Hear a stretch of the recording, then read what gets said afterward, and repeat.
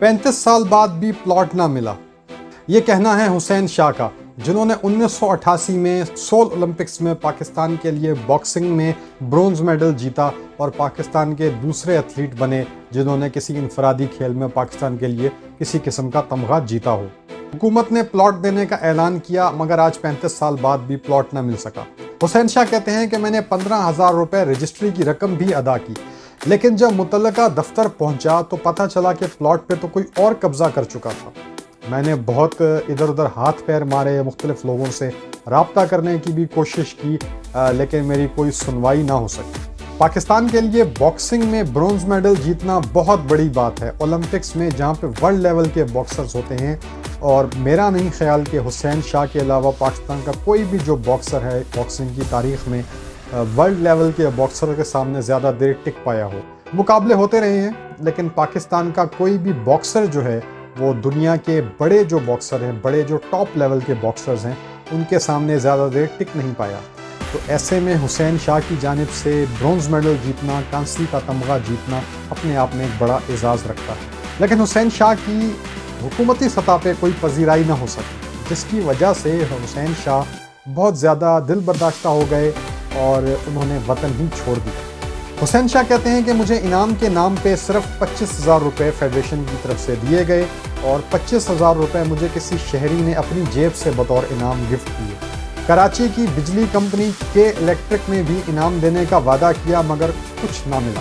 Bill आखिर हुसैन शाह मायूस हो गए और उन्होंने पाकिस्तान छोड़ने का फैसला कर लिया। उसके बाद वो जापान चले गए और अब तक वो वहीं पे मुकीम हैं। हुसैन शाह का एक बेटा भी स्पोर्ट्समैन है और जोडो में, कराटे में पाकिस्तान को रिप्रेजेंट करता है, लेकिन रहता जापान में ही है। अलबत्ता ट्रेनिंग के लिए, मुकाबलों के लिए पाकिस्तान आता रहता है। हुसैन शाह कौन है? हुसैन शाह कराची के इलाके लियारी में पैदा हुए 14 अगस्त 1964 को। वालदा फौत हो गई, वालिद ने दूसरी शादी की, घर में हालात कुछ ठीक ना बन सके, घर छोड़ दिया। घर छोड़ा तो यहाँ वहाँ घूमने लगे, किसी तरीके से कई वजूहात की बिना पे बॉक्सिंग की तरफ आए। बॉक्सिंग में उनका दिल लग गया, बॉक्सिंग खेलने लगे।